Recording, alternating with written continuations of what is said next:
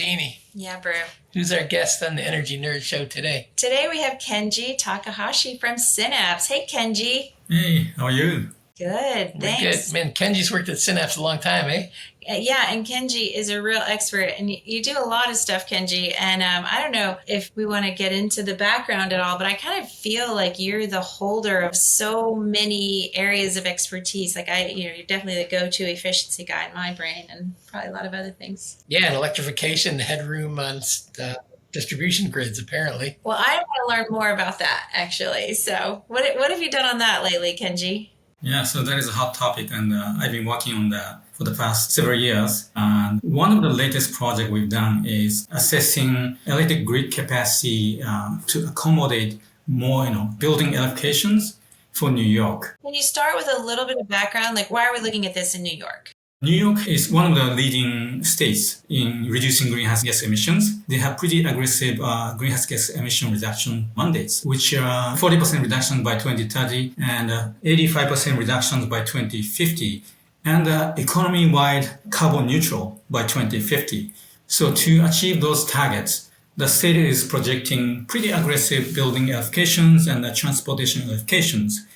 Like, for example, the state has a plan called the scoping plan. In the plan, they project that 85% of all the residential commercial building heating has to be electrified by 2050. And in addition, the New York Independent System Operators, NISO, is estimating that, in their latest low forecast, 99% of the residential space heating has to be electric in their policy scenario. So, this is a pretty aggressive electrification mandate. So there are some concerns about this, right? Because some stakeholders express concerns that can we really handle the load we are expecting from this increasing level of peak load from heat pumps and other electric heating? Of course, we have a concern, but our finding is that there are plenty of space at this point to give us in the next probably 9 to 15 years to install heat pumps, and that is to meet the state's targets. So we did an analysis looking at the New York ISO's forecast for winter peak loads and the amount of heat pumps or other space heating to meet the targets, right? And we compared the headroom, how much we have room for each individual electric companies. We review headrooms for 5 to 6 utilities in New York, right? And then see how many years do we have for those utilities, sort of on average, to support the expected heat pump installations adoption. So Kenji, what approach did you take to analyzing headroom on the system? So we took 2 different approaches to estimate the amount of headrooms by New York utilities. The first approach is a very simplified approach, which is that we look at the current summer and winter peak loads by zone, New York ISO zones, which are corresponding to New York utility zones. We converted those regions and see how much capacity do we have between those 2 peaks, because the state is currently summer peaking, right? That means that we still have plenty of room to get to the summer peak point. And even beyond the summer peak, right, we still have headroom, right, in the distribution system, right? So this is a pretty conservative approach, right? So the first approach I'm showing here, in the table is that we found out that, about 12% to 66% of the capacity during the winter time, that is relative to the current winter peak load. If you just compare the 2 seasons, LIPA, Long Island Power Authority has the highest capacity with this approach. And the lowest one is the NYSEG, 12%. The second approach is we look at the utilities, what they call electrification hosting capacity map data, which came out early this year. So this is sort of a brand new data sets that we were able to use. And in fact, we were waiting for this data to be released. And we modified our approach for this project. And they show for each distribution circuits how much capacity they have, how much load they have. So, I can show you, a graph we created for one of the utilities based on this hosting capacity map. This shows the amount of headroom, percent of distribution feeder rating available, right, for national grid, from 100% to 0%. As you can see, there are plenty of room available even now today. Not every room is available. This doesn't mean that, right? Because the utility have to have a distribution reserve margin, right? So we did that here in the next graph here. So typically they do have a certain reserve margin for contingencies, and also to have lead time in case they want to build, upgrade the system, right? They want to 5 years, during the next 5 years, the load may grow, right? So they want to have some reserve margin. And for our study, we assume 20% reserve margin, which is based on our discussions with distribution engineers for some projects. And then another adjustment we made is that some of the distribution circuits has plenty of space, even 100% sometimes. And that is because they have the entire circuits reserved in case of emergency to support the adjacent distribution circuits. So for that one, we took maybe 10% of the such circuits. If you can see in this graph, we show backup feeders. Those are the feeders that have more than 85% of the capacity, and we took those out from our analysis, saying that this is not available. These guys are not available because they needed it for contingency purposes. And then on the right side, here we're taking out the 20% of the capacity, the circuits that only have 20% or less of the capacity. So let me see if I understand this. If I pick a circuit in the middle of this, the horizontal axis, around where the words are, we're basically saying some of the circuits are designed to be redundant for contingencies. And some portion of the capacity of these circuits here in the middle are maybe 20% is surplus or excess for reserves, again, to make sure that the load can grow or there can be surprises. But then even then, for this circuit in the middle, roughly half of the peak capacity of the circuit is available and currently never used. Yeah, that is correct. So that seems on the surface like good news for electrification advocates. Yeah, I think so. Yeah, and especially for national grid. So on this picture differs by utility. That's why we look into this for 5-6 different utilities. These numbers shows the number of circuits for national grid, right? So there are 1,900 distribution circuits. And they're arranged here from the least constrained to the most constrained. Although the opposite. Most headroom. This side has most headroom, but we took out this portion because they are reserved for contingencies.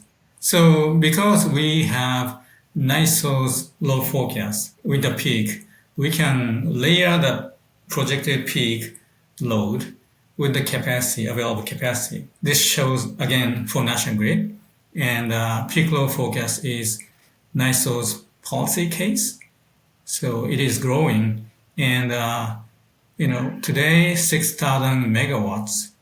And in 15 years, NISO is projecting the winter peak load will be doubled, right, in 15 years here compared to today. But in fact, there are plenty of capacity headroom now, which is doubling, which means that for national grid, this is on average, they can support the increasing level of heat pumps for the next 15 years. Because as you see, the headroom differs by circuit. Some circuits have less, others have more, right? So I'm talking about on average, 15 years or 16 years, they have available capacity. This is not a conservative approach because, as I mentioned before, the utilities now have electrification hosting capacity map, right, which basically shows how much capacity is available in this circuit versus other circuits, right? So if we follow the information from the map, then we can achieve maximize the available capacity. What do you say about the policy and planning implications for investment in the grid? Are you saying these utilities can just wait and invest in the distribution system later, or they should continue to invest and build out the distribution system capabilities now? NISO provides very valuable information to answer the questions, Bruce, you just mentioned, right? Because they show that load forecast for the next 25 years, right, up to 2050. And if you look at the forecast, right, I can show you here, the load doesn't stop there, right, in 2040 or 2045, right? It keeps growing to meet the carbon neutral economy. We know to what extent the load will be growing and how many years do we have until the grid needs to be upgraded. And for the case of national grid, because they have plenty of room, like 15 years, that's plenty of time to plan for upgrading their system. Right? So this is a valuable piece of information for the utility. So we don't have to panic. I think the panic we are having is because for the past 10 years or 20 years, we didn't see much load growth. But in fact, if you look back 30 years or 40 years ago, the load growth was much higher. And the load growth we're expecting here is 2% per year. 30 years ago, 40 years ago, we were seeing 3%, even 4% per year. So that's much higher. And we were able to handle those challenges. And maybe so new engineers have to, talk to their senior guys and see, how did you do it? And this scenario has the heat pump installation projection that you mentioned earlier. So that's the final conclusion of our analysis. So we look at the headroom for each utility. And we saw based on the hosting capacity map, we saw the headroom of about 29% for Con Edison to 105% relative to today's winter peak load. And 105% is for national grid. And then we see how many years do we have until we reach the headroom. And the conclusion is that we have 9 to 16 years to support additional heat pumps. New York can increase the adoption of heat pumps to 29 to 66% of the residential stock, space heating stock with this headroom, which is right now, I think it's about maybe 4% heat pumps. And electric heating is about 14%. That's what NISO is saying. So yeah, they have plenty of room to increase heat pumps. So who hired Synapse to do this work? New Yorkers for clean power. If someone watching the show, where can they find more information about this, the report or the data? Politico recently summarized very nicely our report. So you can look at their article, and it has a link to the study and on Synapse website. That's great that this got some good press, because I think knowing that there is headroom, that's taking down one barrier. I would think with the low penetration and the old housing stock in New York, I think there are lots of barriers to get the heat pumps in anyway. So having someone talking about it kind of in a mainstream way, I think is a big help. It is at least some help. How can we increase the penetration of heat pumps in New York and elsewhere now that this is not as big of a danger as some had feared?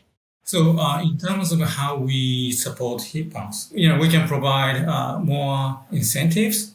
I guess some states like Massachusetts are providing now plenty of incentives for fuel switching from natural gas to electricity. Customer outreach, customers don't know the benefits of heat pumps, but also we don't have enough workforce to install heat pumps. So we need to train more contractors so that they can install heat pumps. Yeah, it's interesting, Kenji. Thanks for being on the show. Yeah, you're very welcome. Thank you so much for inviting me.